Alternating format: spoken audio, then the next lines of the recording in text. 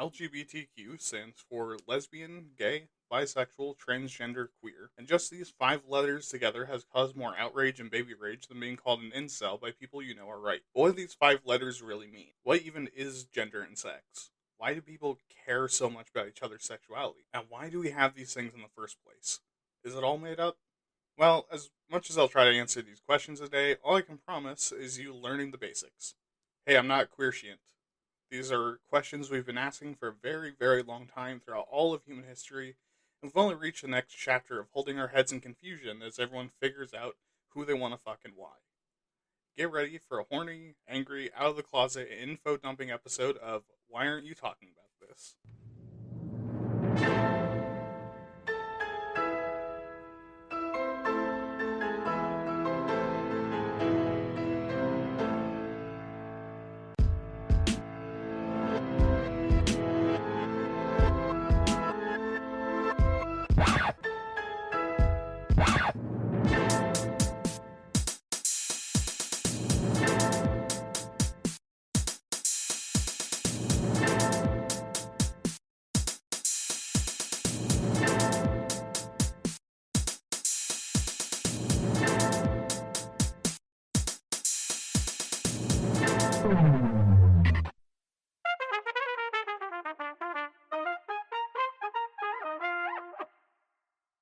Hello, everyone, and welcome to Why Aren't You Talking About This?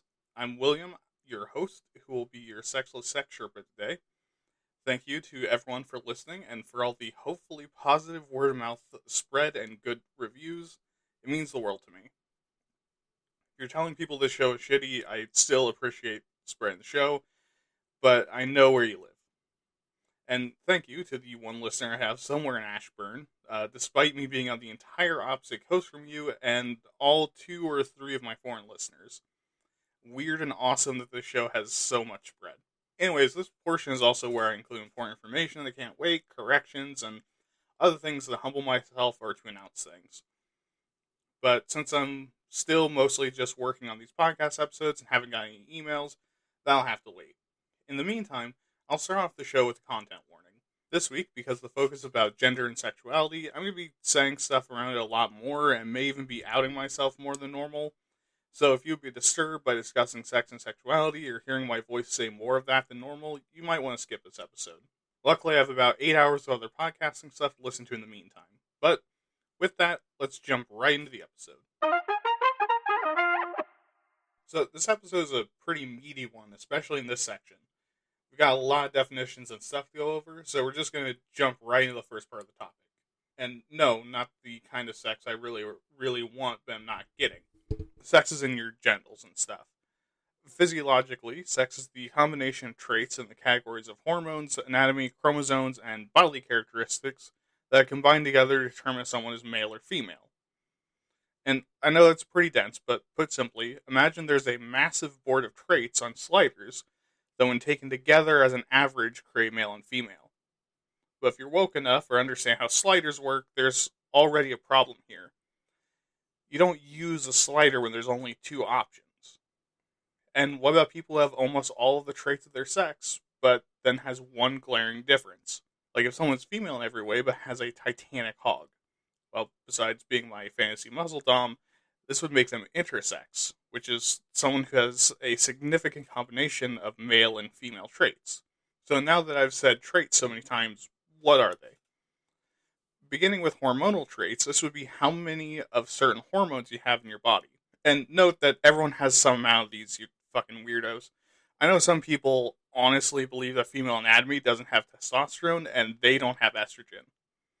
But speaking of these, let's start with testosterone. This is an androgen, a hormone that, amongst other things, regulates when you begin puberty and when and how much to develop male characteristics and biological features. Testosterone in the womb tells the embryo that used to be you to grow all the male parts but in high doses. Once you develop, testosterone controls bone mass, fat distribution, muscle mass and strength, the production of red blood cells, and sperm, and your libido. Which again, everyone has it. If they didn't, the body wouldn't ever know when to be horny, might not produce red blood cells, would have bones made of wet cardboard. Next is the one associated with women. Estrogens. And yes, with an S at the end. Estrogens are hormones that regulate human growth and development, the features of your sex organs, and the structure of the following body systems: neuroendocrine, where your hormones live, skeletal, adipose or fat, and cardiovascular. Also, high amounts tell your body to begin puberty and also influence your likelihood to be born with female traits. Part of this group of hormones is also progesterone, which regulates and signals menstrual cycles, fertility, and pregnancy changes. And if even just after that you aren't convinced, you're an idiot. Because there's a fuck ton of chemistry happening just right here, as well as a lot of influence from your womb bearer's diet and environment, as well as just blind luck. To think that sometimes nature doesn't do a whoopsie and fuck around with a recipe is dumb. Also, this is just one of the 4 categories. So let's move on to bodily characteristics. Beginning with facial hair. Now, while all humans have hair on their face, look it up, you fucking incel, it is a male trait to have a lot of visible facial hair, while it's female to have less. Now, in addition to someone potentially having this trait due to their birth or having some reason for having higher androgens environmentally, there is also a condition called PCOS, which causes, amongst other symptoms, increased hair growth and higher levels of androgens. Next is voice depth. This trait is again on a very long slider. You could have a voice that is so high pitched that causes people to reflexively try to strangle you, to a voice so deep that vibrationally activates G spots and prostates within a 10-mile radius. More commonly are females having higher voices and males having lower voices, which again can be altered by both environment and genetics. It's actually really easy to find examples of deep voiced female people and high voiced male people, as well as a lot of examples that are probably more than a bit surprising. I found a lot of celebrities with quote unquote high voices that speak lower than I do. Then you have both shoulder broadness and hip wideness.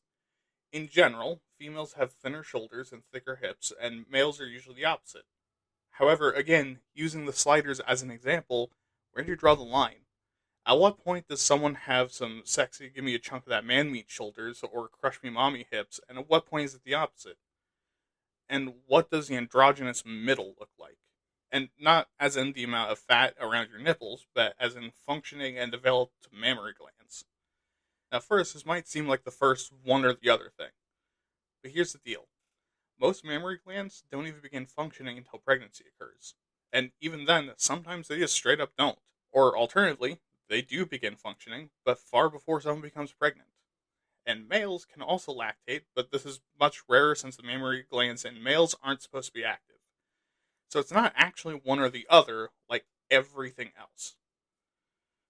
So now we're on to the interplay between bone, muscle, and fat. In females, it's more common to have lower average muscle and bone mass and higher natural fat, especially around where the uterus would normally be. And males, again, are commonly the opposite. While it is a scary fact to realize as a male that, yes, in fact, you are much stronger than most females just because you had more testosterone in the womb, I want you to think about this. How many people have you met that have very, very low body fat or muscle mass contrary to their sex? Or have the opposite problem or are just straight up in the middle? And again, if you're meeting an adult human being, there's so many factors going into this that's hard to accurately say whether someone's bone, muscle, and fat masses make sense for their sex. So now that you're thinking through all those variables and factors, let's add in the chromosomes to make you just give up completely. So while XX denotes female sex chromosomes and XY denotes male sex chromosomes, recent research has actually altered this understanding a bit. And recent, as in post-2020. This research has found that actually someone with XX genes can have all the male traits, including a penis and balls and asshole pleasure button we'll talk about in a bit, and the opposite as well. Also, as we've delved more into the genome, we've discovered that unlike what we thought, you can't create every single human being to have ever existed off of one of 2 things. While I love to tell you about all the thousands of sex genes we've discovered, I can't understand a fucking word of it. But unlike your uncle, I trust the science and not just say that when I want to shit on trans people.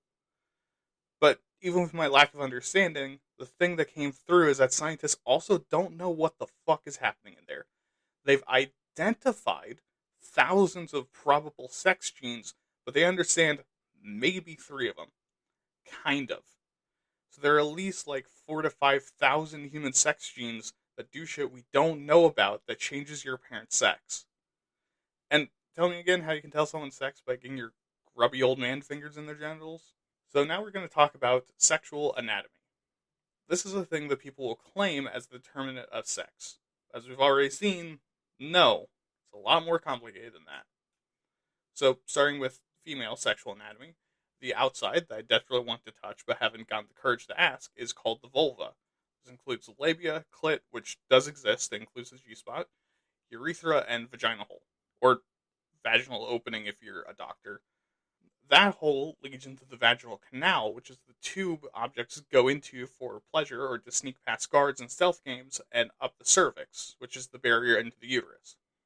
The uterus is where eggs go to turn into embryos that a significant portion of the US population values more than the whole last person carrying it. Connected to it is the fallopian tubes, which, fun fact that they didn't teach me in school, end in fucking tentacles that snatch eggs out of the fucking abdominal cavity that the ovaries, where eggs and female hormones are produced, launches them like a fucking cannon. I swear to Christ, if anyone makes hentai based off that interaction, I will find your house and stab you in the uterus. Now, also, part of this anatomy that I'm going to tell you about isn't necessary to, but will absolutely show that I know what I'm talking about to people who, by nature, know better than me, are two glands. The Bartholin's glands and the Skene's glands. The first releases a natural lubricant during sex, which is where pussy juice largely comes from. And fucking take that, I told you. And Skene's glands releases fluid when a woman comes as a congratulation. Yes, squirt is real, and no, it's not piss. Get fucked. My personal retribution for my friends being dumb in high school aside, let's talk about male sexual anatomy. First is the penis, also called the naughty hot dog, which is the primary sex organ. And also I'm going to go into less detail about this one because I didn't have to learn as much about it. Then you have the scrotum, the protective bag that defends your testicles about as effectively as abstinence does. And the testicles is where the male hormones and sperm is stored and produced. Jizz is stored in the balls. And finally is the prostate, which aids in the production of seminal fluid and is also the male G-spot. Ironically, for God-loving Christians, this is most easily reached through the butthole, which, in addition to the clitoris and Skene's glands, just proves that sex is supposed to be both enjoyable and filled with mutual head and penetration. But anyways, when we take all these factors into account and accept that all of these chemicals and body parts can be included or excluded by accident or get mixed up or fused together, suddenly the number of sexes isn't 2. It's literal millions if you name every single separate iteration.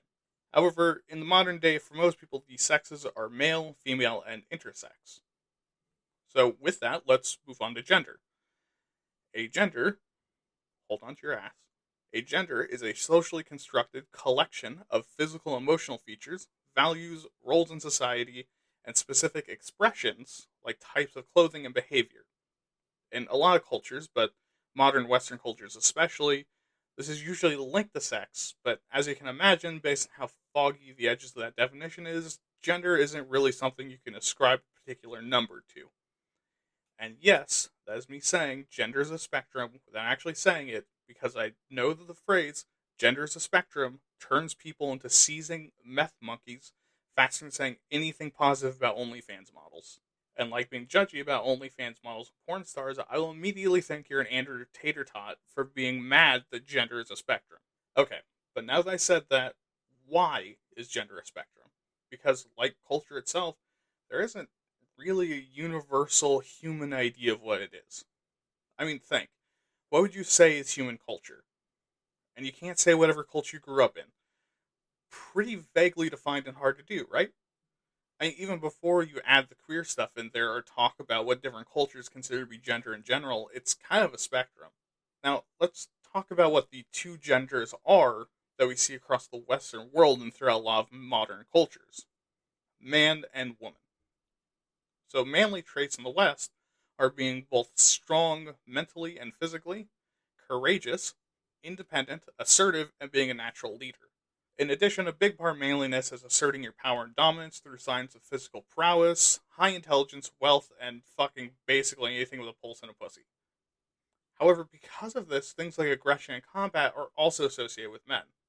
And now, as my dad will point out, these aren't all bad things, as much as it may seem like at first glance that people fucking hate masculinity. The problem is when these things get out of control, or what you build your entire personality on. Because yes, it's great to be courageous and strong and independent, but also it's really fucking awful to be so independent and strong that you don't tell anyone that the feel-good gland in your asshole is getting bigger than your fist and then dying suddenly from prostate cancer. Putting on a strong face so often that you forget how to feel emotions and you're empty inside. Or challenging every man you see to a territorial arm wrestling match to see who gets to fuck the other one's wife, regardless of if anyone involved is actually okay with this. And womanly traits in the West are being nurturing, sensitive, sweet, supportive, modest, affectionate, kind, and helpful. Rolled up into this are being like how vanilla people think of healers and support classes in video games and TTRPGs. Being submissive and breedable, non-violent, and devoted to the team. Which fucking gag me with a spoon. First of all, we know that healers are at least a power bottom, if not Dom class, and secondly, like with your manliness, these traits are good to have. Unless they're all you have. In that case, you're going to get motherfucked in the bad way by life over and over and over and over again. And of course, there's a lot of women that are incredibly forceful, powerful people that know what they want and don't just want to do it themselves, but will and currently are. Which, if you're one of them, DM me. My phone number is... And clearly, these things also don't have every human trait or aspect of being a person that exists in the real world. Every person needs a bit of both to survive, and there's other things that aren't included here. And then also, there's a whole lot of people that don't strongly identify with either, or don't care for any of those traits, or just straight up don't have them. But with the actual mechanics of what a gender is, we can actually talk about gender identity. Gender identity is where you see yourself in the wide spectrum of genders. Me, for example, I see myself as a man. And with my sex being male, I would be the term cisgender. Now, besides being the sickest fucking own ever used on Twitter to deplatform someone asking even the most basic questions, cisgender is an actual thing, not just something you're called when a queer person wants to insult you. Cisgender, in the simplest terms, are when your sex and gender match. We're also going to cover what transgender is here. Someone who's transgender is a different gender than the one that would match their sex assigned at birth. Now, in the US, this is usually male to female or female to male. If your culture recognizes other genders, those would also be included as well. And the thing is that like gender, trans people also exist on a spectrum. This spectrum is more of comfort within their own skin than anything else. For example, some male to female trans people feel comfortable and have thus transitioned by doing something as simple as wearing dresses and makeup. Others feel more comfortable with hormone therapy to more match the sex their gender reflects. Others will feel comfortable living their entire lives as the sex that matches their gender, but not receiving sexual reassignment, while others do these surgeries and therapies. It all depends on the specific person you're talking about. And the last umbrella I want to talk about with gender is non-binary. This means that your gender identity doesn't fit your culture's delineations of gender, with the binary part in reference to the two-gender cultural norm of the West. Now, some people identify as non-binary just straight up, while others use it as an umbrella that contains a ton of other genders. Now, there are 4 standout ones that I want to specifically bring up. These being agender, bigender, gender fluid, and genderqueer. I said gender a lot. Agender is having none. And while at first my brain was twisted into an existential crisis like yours is right now, just relax. These are people that just straight up don't feel attached to any gender identity and prefer if everyone else is just cool with that. Next is bigender, which is someone who identifies with 2 or more genders. And the more part is just because it would be really inconvenient to list tri, quad, penta, and all the other number prefixes. Gender fluid, besides being the thing that you need to refill to maintain your gender and acting as a general brain coolant, is someone whose identity isn't consistently one particular gender. Like gig work, you never know which gender is going to meet you at the door when you visit the person. And I'm just now realizing that using the store analogy also means you're going to be inside them. Good for both of you. Alright, and finally is genderqueer. This means someone's gender identity doesn't match the cultural ideas around gender literally at all. Now, I know this may sound confusing, but I do have some advice for you on how to keep this all straight. Believe someone when they tell you their gender and pronouns, you thick dummy. That's too much for you. I'm surprised you made it this far, both in the episode and in your life. Kind of surprised your mom didn't stop you before it even began. Alright, but the other way to track this is using a spectrum chart, like a color wheel.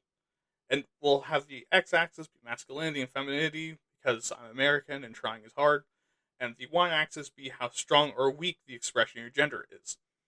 Expression being outward displays. And let's say weak and ultra-masculine are both 0, while ultra-feminine and strong are both 10. Using this, you can chart your own gender and use it to compare to other people, and most will fit. And the people who don't, they know better. So don't take my word for it and then get grumpy when the genderqueer people you're harassing won't answer your questions, you ass. Alright, now let's talk about sexuality. Sexuality is the capacity for someone to have sexual feelings and identify that attraction to specific genders and or sexes. Or in simpler terms, how much you want to fuck and who you want to fuck. And obviously, before we move on, this means both consenting and adult. We'll get into what philia is later and why that isn't a sexuality. We're talking about having sex. Make the assumption I'm talking about enthusiastic consent with another adult. Because otherwise, I wouldn't say sex. Alright, that aside, let's explore that definition a bit more. Like gender, you can put sexuality on a chart, with the y-axis being the amount of sexual attraction and the x-axis being what gender you're into.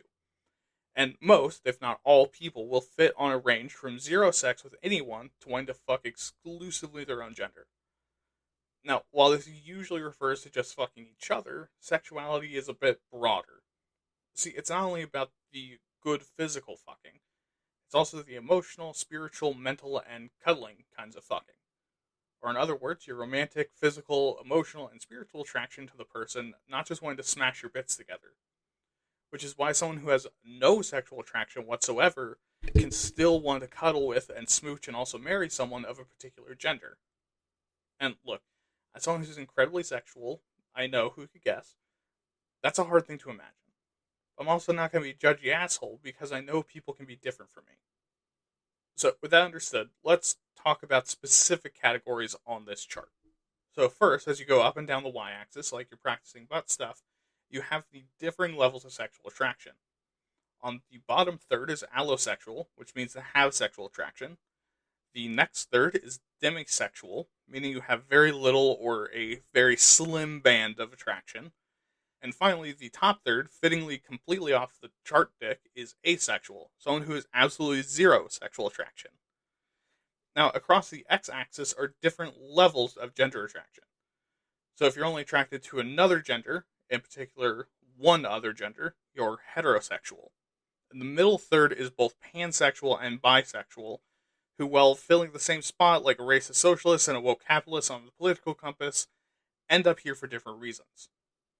Bisexual people get here by being attracted to more than one gender, while the kitchen utensil fucking pansexuals get here by being attracted to people regardless of their gender.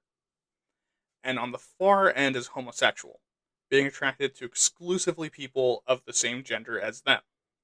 Now, because of the spectrum, you can also probably put a name to just about every single point. Like, for example, something that is similar to pansexual, sapiosexual. Sapiosexuals don't give a shit about what gender you are. They make a mess in their underwear when someone is smart.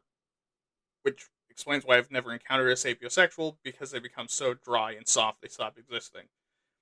Now, on the other hand, one similar to bisexual would be polysexual, which is someone who is attracted to a wide range but not all genders. If you're asking why I brought that one up without explicitly making a joke, because I'm the joke. And because guess what? I'm not just a weirdo with a fetish for fudas, I'm queer. Specifically, I'm coming out on the podcast as polysexual. And don't get your parasocial panties pleated, I've already come out to my friends and family. You people aren't the first to hear this. But for me specifically, what does this mean? I'm attracted to everything but genders with strong masculine presentation. Basically everything but men. Women, NB cuties, trans women with a girl cock, genderqueer, and even people using he, him pronouns aren't masculine? You bet your ass. Or my ass. I'm not picky. Now with that autofellatio done, let's talk about fetishes and philias. First of all, what are they? A fetish is a sexual excitement caused by something that is not normally sexual in nature, isn't biologically designed to have a purpose for sex, or contradicts your sexuality without influencing it. This includes stuff like feet, cucking, furries, etc. Basically things that without, your genitals have a hard time spitting up the endorphin flooding orgasms you're chasing after. A philia, however, is a sexual assignment over something that not only isn't usually sexual in nature, but is directly harmful to either the person with the philia or their desired sexual partners, or denotes something pathologically or legally wrong. Examples that aren't the super dark one you are thinking of would be like necrophilia, zoophilia, or flashing, which also says something about the one you're thinking of when necrophilia is less dark. So now we need to ask, how do these form? Really easily, actually, because these form by having something during or before your sexual development that for some reason gets filed away as being somehow linked to sex. This can also happen as Pavlovian conditioning, like picking up a fetish for leather boots from participating in an experiment to find the origin of fetishes. Which is a real story, by the way. Like, imagine your boyfriend goes to participate in the study you know nothing about besides it being a sex study, and come home with leather boots for you to stomp on his dick with. Now, philias, while they could develop like this, more often develop directly as a result of trauma, mental or emotional imbalances, or brain damage. Which is not me defending it, by the way. People are responsible for their actions. They want to do something that hurts others. It's on them to get help and stop that from happening before it becomes a problem. Now, as a side note, I do want to touch on kinks, which is my kink. Just kidding, it's a kink top. Anyways, a kink is basically a pattern of sexual behavior and turn-ons that don't necessarily follow the realm of normal sex and sexuality, and also doesn't necessarily cause harm or make it hard to come. And for more information on that, check out Waytat Nerd, where I talk about kink and fiction for a whole episode. But look, I'm sure you're wondering why I'm bringing all this up. Well, yes, a lot of people have been coming out, and more, both science and the layperson are talking about what objects people want in them, and what they want to stick their object in. And there's quite a bit of misunderstanding out there about these things. Who is it affecting? I have your answers. Also, don't question my shit. The answer is a lot of people. We'll start with the demographics of sex first. Worldwide, 50.42% of the population is male. In the US, the number is 49.1%, which comes out to 4,033,600,000 males worldwide and 162,030,000 in the US, respectively. While for female, the percentages are 49.58 and 50.9, respectively, which comes out to 3,966,400,000 and 167,970,000, respectively. Besides demonstrating that you don't have a female person in your life, that my intrusive thoughts are right and they're your own fault, what does this show? That apparently there are 0% intersex people. Which actually isn't true. Because what's happening is that in a lot of places worldwide, most doctors are required to write either male or female for sex and not intersex. However, there is a figure for how many intersex people exist in the US. Somewhere between 165,000 and 5.61 million. Which, if you know numbers higher than the number of fingies you have, not only is that a lot higher than 7.5, but also is a massive fucking difference. And why is that? Well, because it's hard to track if someone's intersex or not. Think about it. Very few of those biological traits are really apparent to a doctor trying to tell the parents the nature of their child's genitals without some intense genetic testing, abdominal scans, and really intrusive hormone checks. And a lot of the other traits don't really begin to show up until puberty, which can last anywhere between 1 year to a fucking decade. So how did this figure come about? The lower end estimates that about 1 in 2,000 births has ambiguous, both or no genitalia. And the higher end uses a massive suite of physical traits. And the thing is that both are somewhat controversial, because obviously there's more than having a jism spewing clit or your balls being an Indian 7 Audi to determine if you're intersex. So the figure is kind of reductionary. But the other figure, according to a lot of clinicians, is too inclusive because some of those traits are granular enough to be able to be chalked up to happenstance or environment or lifestyle. But regardless, in the US, somewhere in the ballpark of 0.05% and 1.7% of the population is intersex. Now for the gender comparisons. It's estimated that worldwide, fewer than 1% of people are trans. On average by country, 2% of all people are non-binary and gender non-conforming. This comes out to 80 million trans people and 160 million gender non-conforming people, which also only really accounts for populations that A, census data is available for, B, who live somewhere that allows people to identify like that without getting killed or re-educated, or C, call it that and don't already have other genders. In the US, the number of trans people is 1.65 million and 3.3 million non-conforming people. And now for sexualities. Worldwide, 80% of people are hetero, 3% are homosexual, 4% are bisexual, and 1% of people are other sexualities. In the US, however, 96.6% of people identify as hetero, 1.6% identify as homosexual, 0.7% are bi, and 1.1% are other sexualities. Which means that I am like a collector's edition white person. Anyways, why do these numbers matter? Because if for no other reason, it's to remind you that these are people we're talking about. This isn't some cool and funky way the human brain works. These are actual people facing actual problems with other actual people hating them for fake reasons. And here's another reason to bring up these numbers. To remind you how much of a minority queer people are. Not once did any of these population percentages break 10%. As a matter of fact, none of them even broke 5%. While yes, it may seem to you like every other person you meet is something other than cis and hetero, that's not the case. The gays aren't winning and don't have half the power that crazy people think they do.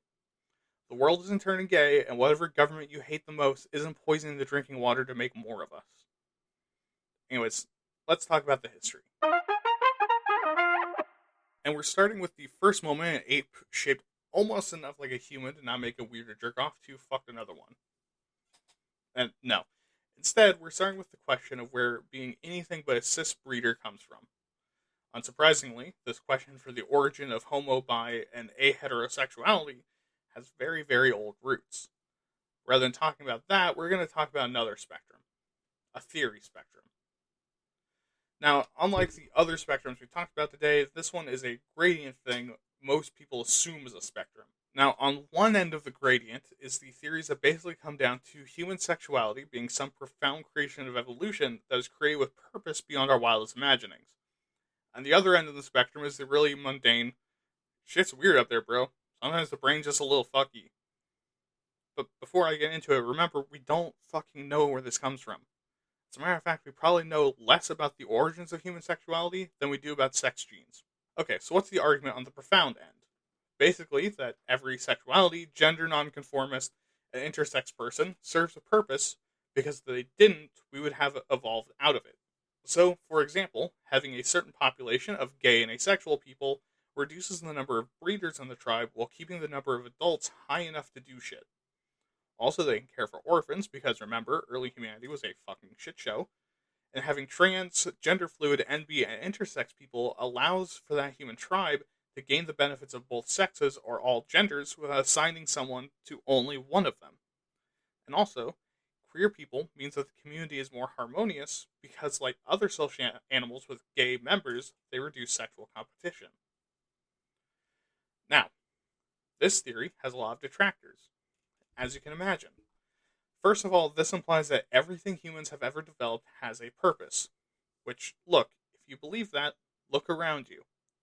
No, literally, I mean, look at society and the human body. How much of that shit is actively defying being purposeful or reasonable?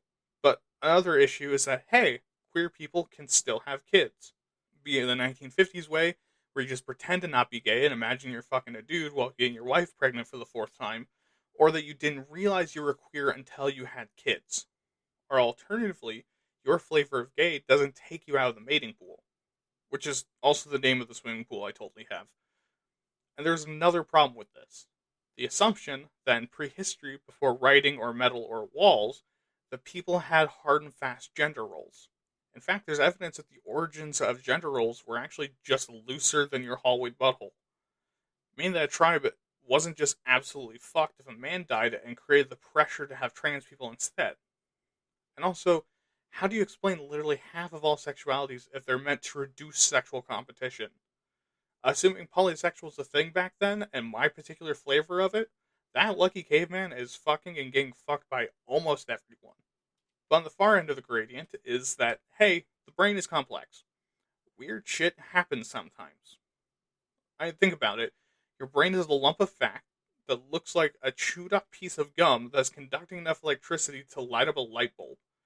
You live inside that fucking thing and pilot your body and live in a complex society. You are listening to a human you have never seen read a script that was written by a past version of that human a full fucking month before you're hearing this tell you that life is fucking wild.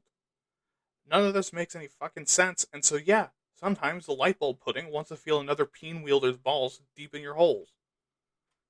But regardless of these explanations, there's one thing that stays true for the origins of human sexuality. It's much, much older than humans, and creatures were fucking since that became evolutionarily viable. Jumping way forward from the literal dawn of humanity, we jump into the ancient world. From the earliest times in ancient civilization, a myriad of cultures have both recognized and portrayed both gender and sexuality as a spectrum or with more than two options, even if they wouldn't necessarily use those words. In fact, there were usually mythologies or specialized roles and words for things like being intersex, non-binary, trans, and the wide variety of sexualities. For example, in ancient Sumeria and Akkadian cultures, there were Gala priests that served as priests for the goddess Inanna. Now, the reason they're brought up is because there are multiple archaeological references to either the entire order or large segments of the order being gay, and based on their role and dress, it's assumed that they could have been trans or otherwise not gender conforming. In the nearby region of Egypt, there's an entire third gender, usually translated as eunuch, or someone whose ween went missing, but could more broadly be translated to mean anything without functioning or visible genitalia. And jumping all the way to ancient China, there are writings and evidence that queer people were not only recognized as existing, but acknowledged as people that exist, which, if you know the modern world, is unfortunately considered progress. Although in this case, not much surviving philosophy involves or focuses on queer people. And of course, everyone's favorites, the Greeks and Romans were also busting it down sexual style, with even many of their gods being either outwardly bisexual or homosexual, but in some interpretations of Athena and Artemis, are completely asexual. Now, this is not to say that the Greeks and Romans are good representations. Quite the opposite, in fact, because they believe that the only okay kind of gay is the kind where older men fuck younger and oftentimes lower social class boys. Well, back then it was called pederasty. We would correctly call it now pedophilia. Meanwhile, they talk down on or outright banned loving homosexual relationships that replace marriage to a woman, gay relationships between equals, lesbianism, and older men getting things in their ass. And while sure, besides ancient Greeks and Romans, everything seems all fine and dandy, they actually weren't. Because at the same time, often in the same places, both transphobia and homophobia were exceptionally common. And why was that? Well, it's believed that sexism, homophobia, and transphobia all have a shared origin. That being that some people believe that masculine and feminine brains act differently, and that gender is a rigid set of rules and mutually exclusive traits. Which means in cultures with especially rigid beliefs around gender, it increases the likelihood of them also being homophobic and transphobic, because that culture believes they're breaking the gender rules and are part of whatever problem that is attributed to, from moral weakness and degradation to sex crimes and social collapse. And what ancient cultures just so happen to be notably sexist? All of them? So, essentially, even while these beliefs were constructed that today sound progressive, were all rooted in some form of phobia or ism. Like for the ancient Greeks, it was manly to stick your dick in something, meaning that men stuck their dick in something, and the culture didn't particularly care who. While for the ancient Chinese, sure, they recognized other sexualities, The lack of concrete philosophical and scholarly recognition speaks volumes to the fact that they were probably viewed as weird anomalies. But past the ancient history, we get into the medieval age. And while you'd assume that the early Middle Ages especially, people would be doing nothing but burning homosexuals to Sky Daddy, it didn't really work that way. Far to the north, for example, while the Norse viewed being male to female trans as unmanly, kind of the point, and denounced the practice, as well as the practices of homosexuality and being unmanly in general, much of their mythology includes gods and heroes with loose gender and sexuality or crossing gender binaries. Now, also surprisingly common for a culture with some strong "you're not a girl" comments on young trans girls' Facebook posts energy, a lot of feminine bones were buried in the same way the men were, with ceremonial objects attached to masculinity and things like war armor and used weapons being buried with them, which hints to one of two things. Being female to male trans is totally cool to this otherwise manly man focused society, or alternatively, my daydreams of a buff Norse warrior woman busting down my door and forcing me to be her husband could be a reality if I was born almost 1,000 years ago. Almost makes it sound worth it. But further south, seeing as Christendom was just starting to take off and in need of both followers and generally being more about love and community than control and opulence, Christians in the early days actually followed the rules of their turn the other cheek and love the sinner. Because, while yes, homosexuality and other non-hetero relationships were frowned upon by the early church, they had the same policy as the US military. Don't ask, don't tell. But they actually had zero problem with non-binary gender identity or trans people. Why? Because of them, it was just something they didn't understand, so they just went, guess it's God's plan then. Which, as a side note, if you're a Christian and still listening, why is that not how you take everything you don't understand? Like, you don't have to label everything you refuse to so much as browse Wikipedia about as a sin. You can just say God's plan and move on. Anyways, you know who did have a problem with NB people in medieval Europe? Secular lawmakers. But not for why you think. See, for secular lawmakers, they refuse to change the gender on ye olde birth certificate or even bother to make laws that aren't gendered. So they didn't like people not being either a man or a woman, not because of outright hatred, but because the legal system is man and woman, meaning you had to pick one. Which is so fucking funny to me because it is the most lawful, neutral gender issues opinion. Like, look, I wouldn't have an issue, but subsection C says you have to pick a gender, and if you don't, I'm going to have to write you a ticket. But there's actually an example of this in the case of sex worker Eleanor Reichner, who is a person that moved between genders, but seemed to largely identify as a woman. They were male-bodied as well and worked as a sex worker most of their lives. And why were secular authorities pissed? Because Eleanor didn't pick a single gender. Not the sex work, not being trans, and not being male-bodied, and servicing male-bodied clients. The fact that they wore women's clothing for a significant amount of their life, while also dressing as a man for a significant amount of their life. However, as all not horrifically awful things tend to do in this dumpster fire of a timeline, this ended.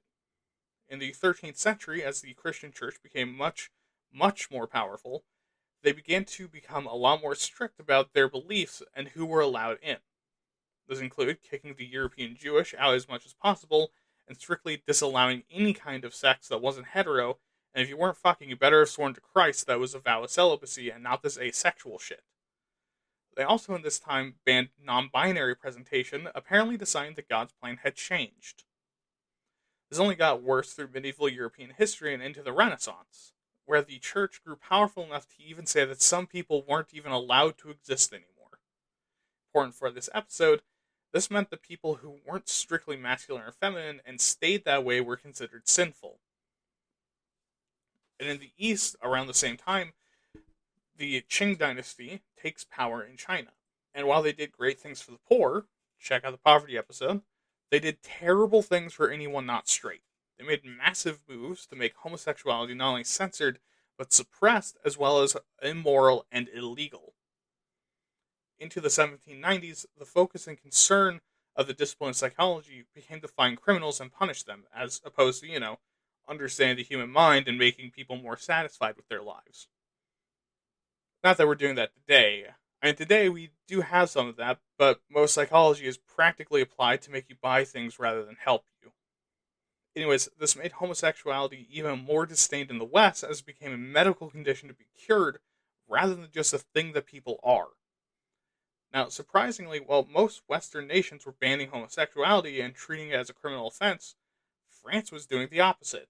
They were actually working to decriminalize being gay in 1791 and surprisingly didn't collapse as a nation into 1,000 queerocracies enslaving straight people and fighting for supremacy over the once proud nation of France. Then in 1883, largely influenced by the West, Japan enters into the Meiji period. During this time, Japan was attempting to modernize, which by 1883 standards included passing sodomy laws, which are targeted towards male homosexuality, and making other queer identities completely illegal. And in 1886, Western medicine once again enters the game with the worst takes on gay people of all time, asking a simple and terrifying question. Is homosexuality a congenital illness or some kind of psychopathy? Now, what this is asking is homosexuality and not being straight a birth defect that we can't fix, or some kind of mental illness we can't fix? Which, if you know about the heroic age of medicine, or just people in general in the 1880s, you understand that this doesn't mean, well, let's just leave them alone then. This means that, to their I can fix him eugenics asses, that gayness should be cured by any means necessary. And speaking of eugenics, as that started getting more and more popular in the early 1900s, anti-gay sentiments rose up alongside it, built on that earlier debate. That is, until one group of eugenics-loving, racist, sexist, and homophobic fascists that love the color red and domestic terrorism took it too far. And no, not the modern Republican Party. I mean the Nazis. Kind of the same thing. And as fascists do, the Nazis hated anyone not cis and hetero, meaning that in addition to millions of Jews, Romani, disabled people, and people of color, millions of queer people were also slaughtered. And after the Second World War ended, a lot of places, in Europe especially, seemed to snap out of it and realize that these beliefs weren't harmless, and as a matter of fact could cause death and destruction on a level no one was prepared for. So after the war, many places in the world began to roll back a wide variety of anti-living human being with thoughts and feelings beliefs. Which brings us to America. Starting out in the early 1600s, because the colonies were usually highly religious Christian groups influenced by the church of the time, homosexuality was criminalized, and these places went fucking hard on that hatred, even executing quite a few people charged with homosexuality. However, oddly enough, things like intersex and gender fluidity didn't seem to be nearly as much of a concern as being gay, and in 1629, we have a record of Thomas/Thomasine Hill, an indentured servant in the colonies, doing the work of both men and women, but also wearing clothes of both genders throughout their lives. And then in 1714, sodomy laws are commonly introduced across the colonies and in the colonial militia. But similarly to the source of Thomasine Hall, or Thomas Hall, someone oddly not persecuted at this time was the Public Universal Friend in 1776. This preacher in Rhode Island came to prominence when they survived a terrible illness and were reborn as a genderless evangel. And they gained quite the following. In addition to being recorded as a generally all-around nice person, the Public Universal Friend opposed slavery and stressed the importance of free will and the power of choice. And abstinence. And look, they're cool and all, but you have to remember that they are Christian. So above and beyond everything else, they're going to advise you to never put your genitals in or on someone else. Unless it's to make a baby. But something that both Thomas/Thomasine Hall and the Public Universal Friend demonstrate that during the early days of America, many people were living as other genders, or even as non-binary, or agender, and didn't seem to be bothered about it, which is interesting, especially with how much so many people today say that the Founding Fathers would be horrified by trans people, when they very well might have heard about it in their day and be more curious than furious. However, because again, we can never let anyone have a good time in this fucking hellhole, in the 1800s, laws around non-hetero people and gay people became tighter and tighter. Despite this, during the Civil War, at least 200 people who were assigned female at birth dressed as men and joined the Civil War on both sides. And while after some returned to their previous gender identity, many didn't and either lived out the rest of their lives as men or came out as non-binary. In addition, in 1896, we're introduced to another queer character of history in the form of Wewa. a Zuni person whose gender is the Zuni Lahmana gender. This gender role performs both feminine and masculine cultural activities, including performing both roles in ceremonies. Also, I apologize for the pronunciation. I'm bad at words. All words. And Wewa is extremely important, not only in LGBTQ history, as being an openly third gender person during the time that shit like that would get you locked up by the white people, they were also incredibly important to the recording and preservation of Zuni culture. In addition, Wewa became a cultural ambassador on one trip to the US Capitol and the White House and met Grover Cleveland in the process, which I can't really tell who had the weirder story of that interaction. But anyways, despite the amount of discrimination, even the early disjointed LGBTQ community was intensely active. In the early 1900s, tons of groups were founded to fight for their rights, including Herbie Gerber's Society for Human Rights in 1924. They're notable because the organization had developed and published several papers and publications before the US government did the funny frog scream as they realized the gays were doing an agenda and shut them down a few months later. And this was kind of how a lot of these early groups went. A group of dudes that liked men, or women that liked women, or people that weren't cis, would meet up and name their group, and by the end of the month, Daddy Sam was calling them naughty. Wait. Okay. Daddy Sam would just tell them to shut the fuck up. He's kinky, but also more phobic than a 17-year-old boy at a country high school. Oh, remember those sodomy laws from 1714? Yeah, those were abolished in 1925. Meaning there were laws against getting fucked in the ass for 211 years of American history, but the sale of full-ass people were only banned for 60. And I think everyone that fact pisses off is 100% correct. As another good note, while Big Daddy government was cracking down on gay people like they do on anyone who isn't old, rich, white, and straight these days, American culture was actually becoming a lot more accepting. Granted, in the he means well sort of way that we see with old people, but hey, it's progress. Like the era of pre-code Hollywood from 1927 to 1934 was really open to having queer and queer-coded characters in their films, and was a surprisingly high number of movies either about LGBTQ people or featured them heavily. In addition, a good chunk of pre-code actors were open about their sexuality. And unrelated, but also related, 1929 was the release of the first gay porn called The Surprise of a Night, which, reading the plot synopsis, was weird. Like, it's porn in the sense that two men fuck each other on screen, but the end has a dance number with both their dicks out. I don't know what to tell you, man. But also in 1930 to 1933, there was something called pansy craze. This is mostly what I was referring to when I said they mean well. Because in this era, female impersonators, drag queens, and male-to-female trans people started becoming massive underground craze as performers. And this isn't like a point and laugh thing. I mean, like in dramatic, erotic, comedic, and all the other entertainment icks that exist. Then we reach the 1940s, when a bunch of TV shows, radio shows, and the news begins to become really interested in gay people. Surprisingly, not always in the condescending way. In fact, there was a lot of interest to maybe sorta kinda understand perhaps the first thing about gay people. Granted, given that it was the 40s, 50s, and 60s, the focus was a lot on men. But still, this lasted up until the 1960s, which was in the midst of the 1950s and 1960s homophile movement. Which, unlike what it sounds, is not gay peoplephilia, it was an obsession with gay people. Also in 1948, Sexual Behavior in the Human Male was published by Alfred Kinsey, which was the first actual look into the scientific study of sex and sexuality in America. And in this document, it claims that about 10% of men at the time have been mostly or entirely gay for about 3 years. Which I interpret to be in reference to gay experiences, and not necessarily people identifying as gay. Also, keep in mind that this was after World War II and the ramp up to the Korean War, so that number might be skewed because the military didn't want gay people. Speaking of which, in 1950, 438 military members were discharged for being gay, as were 500 gay and or quote perverts working in the federal government. You know, right when the Korean War was starting?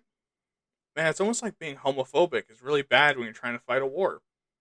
This was followed up in 1952 with the APA, the American Psychology Association, declaring homosexuality as a personality disorder, and the following year, Eisenhower bans gay people from working in the military or government. But don't despair yet, there's still some hope. The Supreme Court. Fuck, we're desperate, aren't we?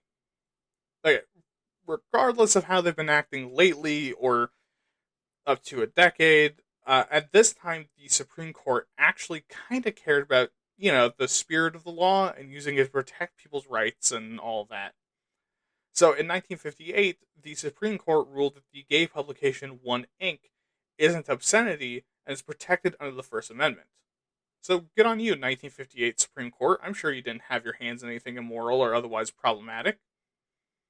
Much less sarcastically, Illinois also does something good and completely decriminalizes homosexuality, which means that you can't be brought to trial for lovingly fucking another man's butt. And then in the mid-1960s, due to the sexual revolution, everything gets all fucked out. With the movement to be more free in your expression and have sex when and with whoever you want, with or without a condom, because birth control was being rolled out, and the blurring of lines between genders, a massive culture shift takes place where suddenly all these gender and sex rules are called into question. And more than that, LGBTQ people start realizing that others like them exist and are also politically active. And a lot of them were also artists, spawning pulp gay fiction that begins to be distributed and ushers even more people into their own realizations and awakenings and discovering that they aren't alone. For those of you wondering, yes, this is the rumblings of the gay agenda you've heard so much about. Kinda kidding. This was the beginning of what we now call the LGBTQ plus community. And then, the NYPD, trying to remind these filthy fucking hippies what decade they're in, raid the Stonewall Inn in 1969. This would then lead to the local gays gathering like college kids when someone with a Jesus bumper sticker pulls up on campus. And unlike those college kids, the gays didn't immediately start eating them alive. Instead, as the patrons and employees were being manhandled by cops, rather than getting the message that this ever-growing crowd was getting increasingly pissed off by the rough treatment and toning it down a bit, the cops started getting rougher with everyone, which sparked 6 whole fucking days of rioting. And this was the fire under the ass of the queer community.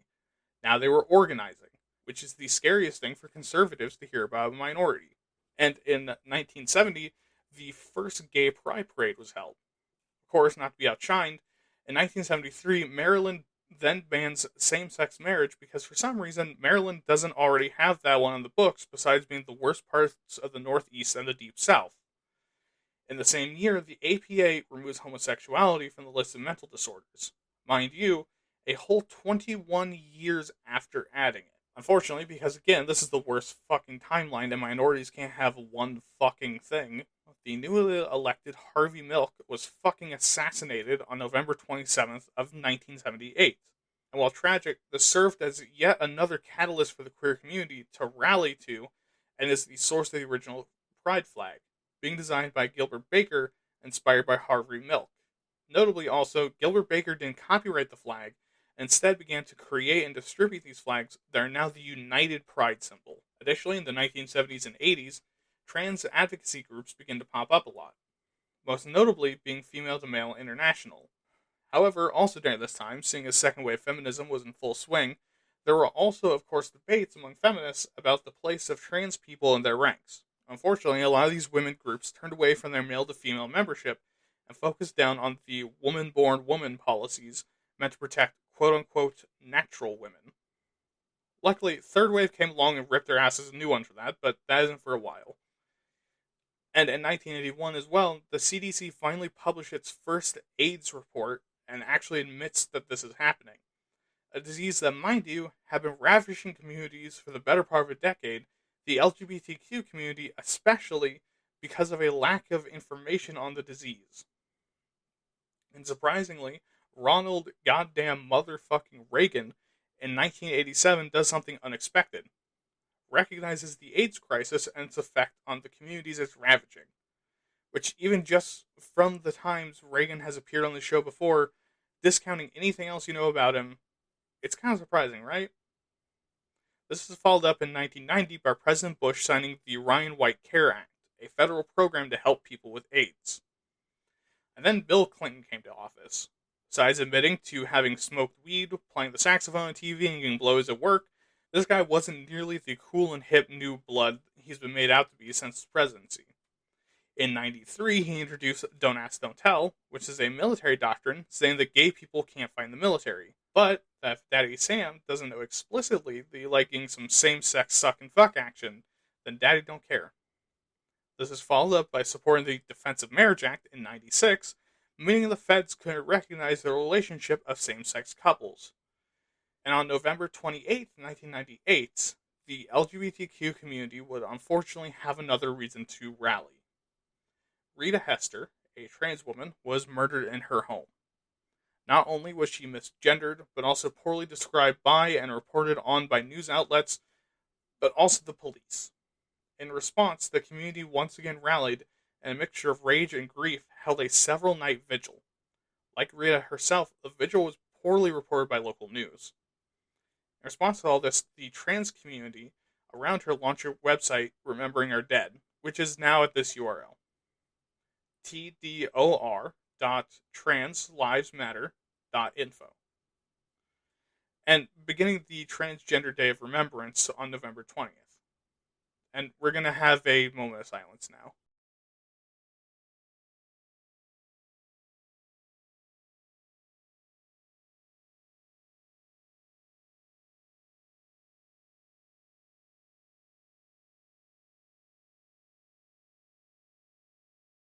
Thank you for doing that with me. In 2000, Vermont legalized civil unions between same-sex couples, giving the Defense of Marriage Act the middle finger it deserves, as is the right of all Americans. And again, being the surprise heroes, the Supreme Court strikes down Texas law that makes homosexuality illegal, saying this is unconstitutional. Somehow, in 2008, despite both this and the California Supreme Court calling it unconstitutional, Proposition 8 is passed and having same-sex marriage becomes illegal in California. As a bright note, through the 2000s, trans people begin to become more and more visible to not just pop culture, but to America as a whole. This is both due to their own hard work, but also from allies within and without the LGBTQ community, including reporting crimes against them, reporting on them, and talking about them fairly and accurately, and treating them like fucking people, like that was somehow a new fucking concept.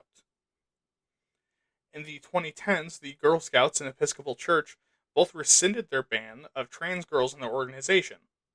As another victory, Don't Ask, Don't Tell is repealed in 2011, and 2013, the Supreme Court once again puts on the only adult britches in the entire fucking upper government and kills the Defense of Marriage Act.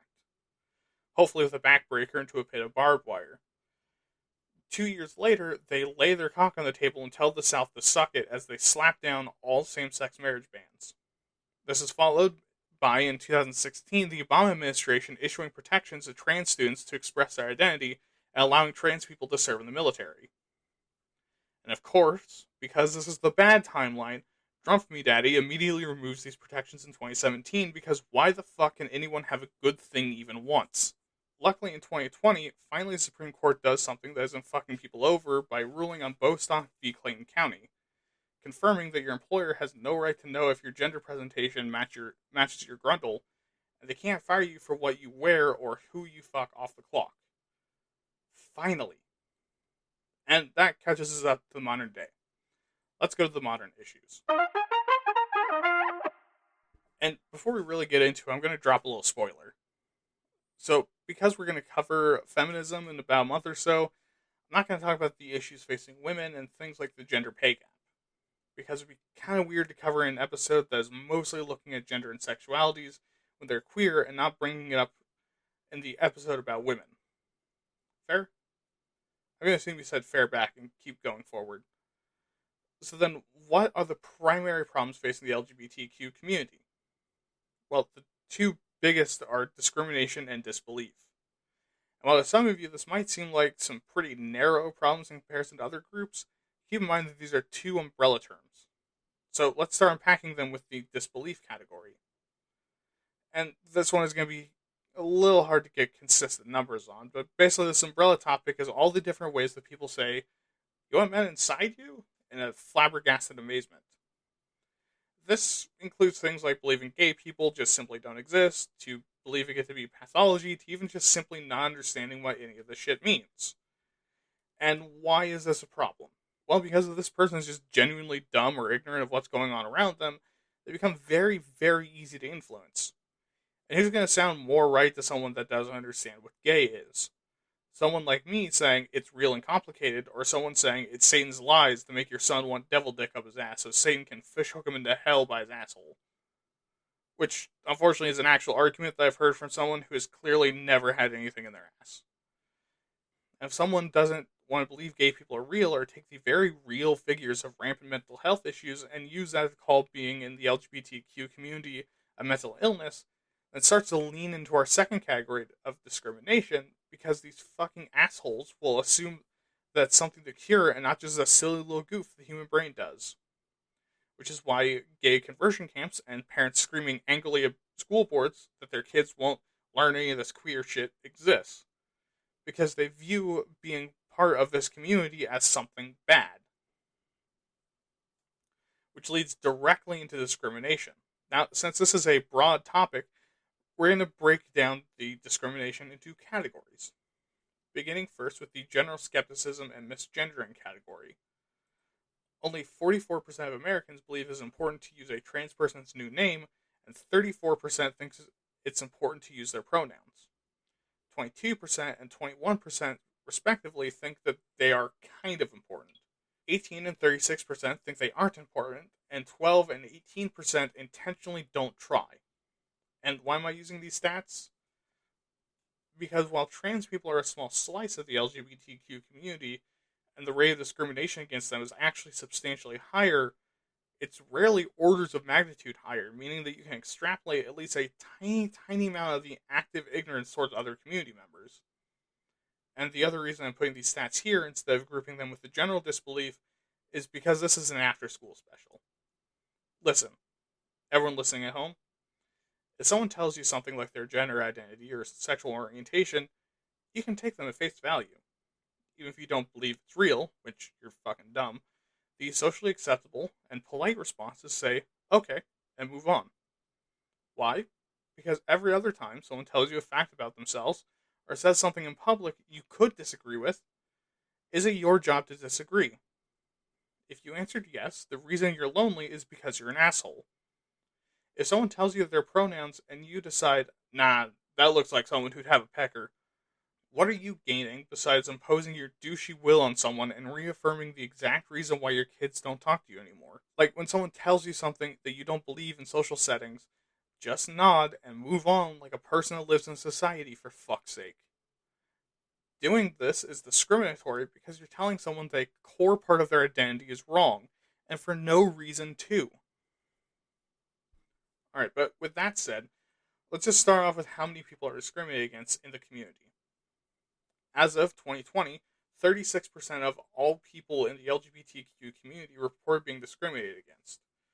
Which not might sound like much to you, Mr. Cis Whitey. I want you to keep in mind that about 13.25% of white people on average have reported being discriminated against, and you just start frothing at the mouth. So imagine almost 3 times that number. And for trans people, that jumps up to a fucking ridiculous 62% and 69% for non-binary, genderqueer, agender, and nonconformists. And normally I'd say nice because it's the funny sex number, but it's very clearly not nice. But where does this discrimination occur? Well, across the board, the highest is in public, with 51% of the community reporting incidents happening in public. Which means that if you walk outside as a member of the community and just so happen to draw the short straw of 3 possible straws, good chance it's happening out in the street. The next highest is in the workplace, with 36% of the community overall, and trans people seeing 46%. And this isn't just from shitty customers, it's getting passed up for promotion, being harassed, and not being hired in the first place. Next is in school, where 21% of people in the community report discrimination, and the overall total for trans people is fucking 59%. In housing, the average is around 20%, and with law enforcement at around 15% for most people. For trans people, it's 20%. Most disturbingly, on average in the community, about 15% have experienced medical discrimination, and trans people are closer to 30 to 40% depending on the procedure. And while that might just seem like a block of numbers and the buzzword discrimination over and over again, remember what that actually means. Discrimination covers everything from being denied service and medical aid to being verbally abused and insulted, all the way to being physically attacked or even sexually assaulted. And if you think that has a massive impact on mental health, you bet your fucking ass it does. The average rate of suicide for trans and non-binary people in the US is still hovering close to 30% on average. Between 31 to 35% of all LGBTQ people have displayed key signs of depression, anxiety, and PTSD if they haven't already been diagnosed. And while about 72% of Americans believe that LGBTQ people exist and should be treated as, fucking people, the same can't be said for trans people, where 38% believe we've gone too far to help them, and 23% say that the 30% suicide rate and 35% average feelings of hopelessness and anxiety is about as far as we should go to help them. And keep in mind that that 72% figure from earlier means that 28% of Americans think they shouldn't be. The place that the LGBTQ community is right now is one where the vast majority of Americans think they should be at the very least quote unquote allowed to exist, but where, assuming 62 to 72% of Americans are never hypocrites, 28 to 38% of the population is responsible for a third of all queer people feeling unsafe and discriminated against, which should be unacceptable. So now let's transition over and talk about how to fix this. The policies we're going to talk about are aimed either to help or at least address some of the issues occurring around the community, but these days are largely focused on trans people. So let's start with good old discrimination protection laws. These laws, as the name implies, would be put in place to make it illegal to do things to cause someone in a position of subservience under you to be discriminated against. Like firing them because they started wearing eyeshadow to work and you thought less of them for it, or suspending them from school because they wouldn't stop saying they in reference to themselves. And while obviously this is a good thing, there are some clear problems. Like, for one, someone has to call Daddy Sam in the first place, which will likely fall entirely on the victim of the discrimination. Also, because of the general egotistical slipperiness of people in middle management and the middle school principals, respectively, they could easily be like, oh, well, we didn't fire them for eyeshadow. It's that black eyeshadow with the color code of 36454F is against company policy. Or, oh, it wasn't for saying they, it's for saying English no gooder than their classmates. However, it is helpful in the sense that if one of these douche socks slips up, Daddy Sam goes ham with the belt, meaning they're less likely to try the same shit. And also, this one has the highest cross-aisle support, with 80% of liberals and 48% conservatives thinking these policies are a good idea. Okay, so far, things are looking up. People at least seem to understand some part of the problem. So, let's look at a conservative policy that they should have been working on for homework last night. What the fuck is this? Alright, well, the first thing they've chosen to present is to enforce your sex matching the athletics you're involved in. So, besides ignoring the major thing to bring up, in that this is literally ignoring the extremely important issues of discrimination in public and work, mental illness, rates of poverty, and medical discrimination, this is really ridiculous to even care about. Because while sure, as we've discussed, there's some general phenotypical difference between sexes, there's no actual impact on athletics. And I can't fucking believe I'm engaging with this.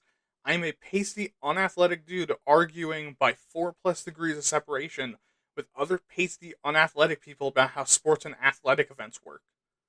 I dare you to find dumber shit on the face of the internet. Alright, well, unsurprisingly, 85% of conservatives are in favor of this, and 30% of the liberals are. Alright, so since I threw that one out pretty quickly, I guess I'll look at another. Make it illegal for people under 18 to transition. Well, okay. So I assume this means via surgeries and hormone therapy. And look, I understand if they're coming at this from the angle of people under 18 aren't adults and can't legally make important decisions. Unfortunately, I also know that a lot of conservative places really want the age of consent to be lowered by a solid 5 years. I don't know about you, but 13 is a pretty young age for a boy to make the decision to allow to stick his old man penis in you. And I'd even get it if it came from the place of like, hey, we should ensure they know for sure. and we're just ignorant to people understanding of their own gender. I also know that isn't true given the sports one. So really what this is trying to do is discourage people from transitioning. I think it's darker than that, because teenage suicide rates are up. But, not my business to put two and two together and get anything but three. 72% of conservatives are in favor of this, and 26% of liberals. So, clearly they gotta have a good one, right? Well, I'm gonna drop the axe. No, not really. So we're only gonna look at the bathroom one, and I think you all know this one. The whole argument that your bathroom should match your sex, ostensibly because the people saying this are afraid that someone's going to get rapey in the bathroom, and so they believe that the best way to prevent this is to gender the bathrooms. Which I think would make sense if two things were different about the world. If rapists and molesters cared about rules, and all rapists were straight. Because while it's also an incredibly harmful stereotype that queer people are sex monsters, despite the evidence that, to the contrary, they're usually the victims of sex crimes, we do also have to admit that the queer switch in your brain doesn't lock the sex monster switch in your brain into the off position. And I bring this up because even if we lived in the dystopic future the world is headed towards, complete with genital checkers at the doors of public bathrooms, that isn't going to stop this nebulous fear of bathroom rapists. And in comparison to being a fucking monster and a sex criminal, I don't think a bathroom sign saying "no dick here" is going to be the straw that breaks the camel's back, as much as we'd all prefer otherwise. But surprisingly, 20% of liberals are in favor of this, and unsurprisingly, 67% of conservatives are. And next on the docket is another rocketed from the hardest working and also least self-aware member of the conservative team: make it illegal to teach gender in grade school. Okay, I'll call your bluff on this one. We won't use the words man, woman, girl, boy, NP, or any other gender terms until someone turns 13. Okay, I know that this isn't what they mean, and the idea is that men and women aren't these fucking Gerbers and Proverbs or whatever the kids are complaining about these days, and they should just shut the fuck up and not confuse the children. But we all know what this is actually about, right? There's certain communities that want to erase the possibility of queer people from kids before they really hit those prime dropping out ages, so they can yell at a professor of psychology on Twitter and cite the School of Hard Knocks as their education into everything they need to know about the world. And look, I can understand the idea of not wanting to confuse kids. Those little bastards are fucking dumb. But kids also have a lot of neuroplasticity, meaning they learn concepts and ideas really well and can accept them fairly easily compared to adults. I think of all the stories online of people explaining why Uncle Mike and Uncle Jay hold hands at Thanksgiving, and the dumb little bastards just go, okay, can I do something more interesting now? Like, shit, make you clean it up? I don't hate kids, it's just funny to pretend I do. This also assumes that you trust the school system in general. Just someone with gifted kid burnout and a string of grade school teachers that really felt like they didn't know what they were talking about in hindsight. I don't. Alright, so 69%, nice, of conservatives like this one, and 18% of liberals. Alright, looks like they have just the right amount of steam for one more. Investigate child abuse for parents aiding in transitions. You what? You want to do what? Okay, so if they are really going with this whole it's a mental illness thing, sure, but also the medical community is 100% against you on this, man. Like, all this does is really make it even harder to be trans or be a trans ally. And the other thing is, what's the line? Because sure, this might be in reference to stuff like sex change operation or hormones, but it could also be in reference to stuff like, hey, my kid's genderqueer, has a dick, so I bought them this dress they wanted. Look cute, by the way. And what, you want Daddy Sam to huff and puff and blow your whole family down because of a fucking dress? It's one thing if you're forcing your child to conform to a certain gender, because that causes a ton of fucking problems, but something tells me that isn't the goal. This has 59% conservative support and 17% liberal support. Now, the last one's a liberal policy, which is requiring insurance companies to cover transitions, and is met all around by boos of disapproval, with a whopping 7% of conservatives into it and 44% of liberals. Now, besides the pharma-industrial complex basically owning Congress, why is this?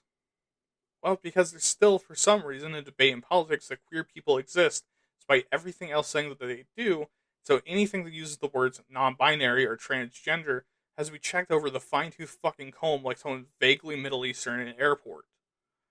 Alternatively, it's really just because there's a lot of stigma against the very idea of socialized medicine. Alright, so after really dragging American politics through the mud, what are some actual actionable solutions to the problems facing queer people in the modern day? First things first is education.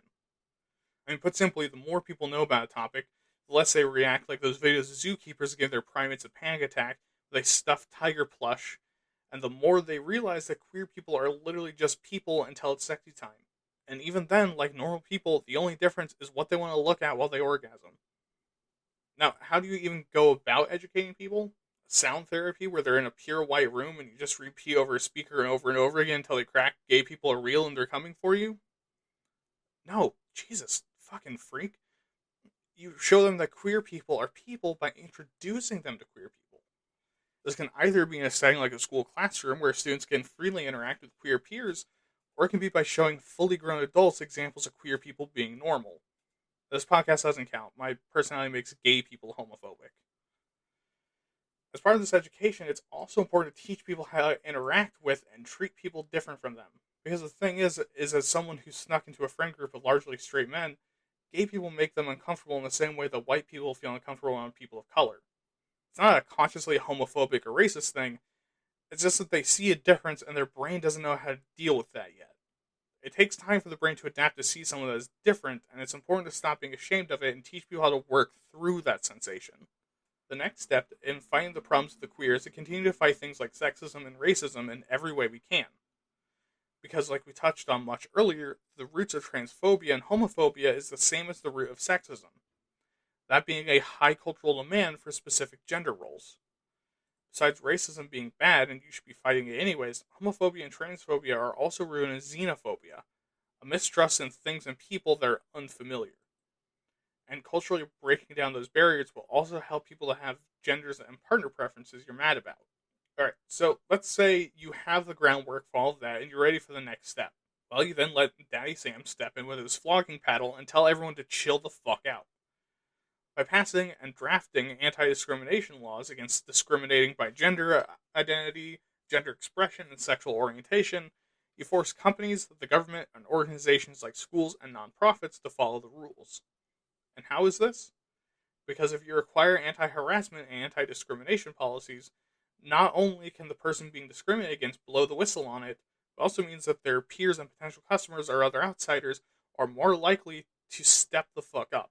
Now, given that these policies are only good if someone actually tries to enforce them, that's the other thing that needs to change. You'd have to improve how these things are enforced to make the response be harsh and immediate. And why is that? Because people are going to be assholes, and threats won't always work, especially against egoists or if you haven't done it before. So if you pass a law that's like, hey, pay $2 million, motherfucker, when you expel a student for wearing a skirt instead of slacks, then that school board very well might think twice if Daddy Sam has already brained two other whole-ass school boards with that cricket bat of a fine. Now, obviously, that has its kinks and specifics to work out, and not in the fun way, in the bureaucratic way, but still. And now, you might just be sitting here realizing, wait, this all sounds like if people give a shit. What if they don't? Well, I gotta give you the big old shrug on that one. If people don't care about helping the community won't get helped at all. Which is why I say that's unfortunate that we have to organize in any meaningful way in the first place. Alright, let's go to the soapbox and end the episode.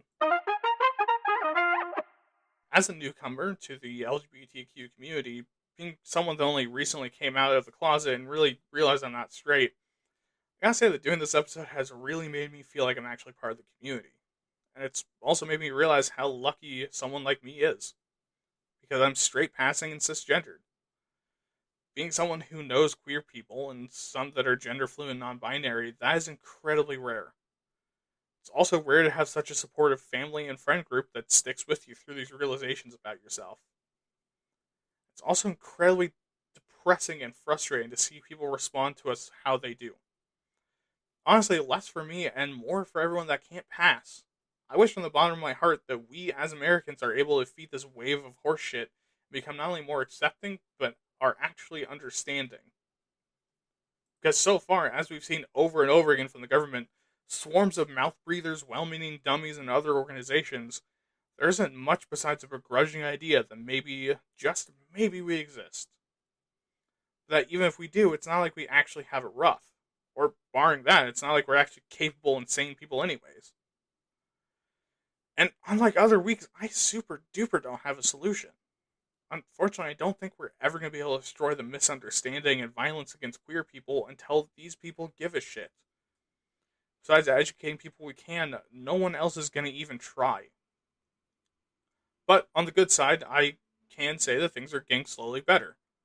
Despite recent things that might have popped up for you, like Andrew Tate or Fox News being Fox News, and the insistence by tons of churches and conservative groups to have family festivals right next to pride events for some fucking reason, public opinion is becoming more positive. Likely because of these whack jobs. So, hey, keep your head up. By the time you're the age of the boomers yelling that the 70s had no gays, or alpha males claiming femboys are ruining their nation, if you are a femboy, by the way, thank you and call me, being gay very well might be the most vanilla thing you can be next to drinking coffee with cream. Come on, let's go home, you beautiful queers. And there is episode 5 done. As mentioned somewhere in the episode, I'll be back in a few episodes to talk about women's issues and feminism, so don't email me saying I missed it in the meantime. As always, if you do have opinions, advice on how to make the show better, good femboy thirst traps to follow, how you came out of the closet, and really anything else you want to tell me, make sure to email me at waytatpods@gmail.com. That is waytatpods@gmail.com. Remember to check out my other podcast, Waytat Nerd, where I do basically the same thing, but with nerd topics like fantasy, sci-fi, role-playing games, etc., where I hope you'll like the topics just as much. And also, remember to follow me on my Twitter at waytat_pods for more episode announcements. Have a good night, don't murder, have fun, and fly your gay colors proud. This has been Why Aren't You Talking About This? I've been your host, William. Good night.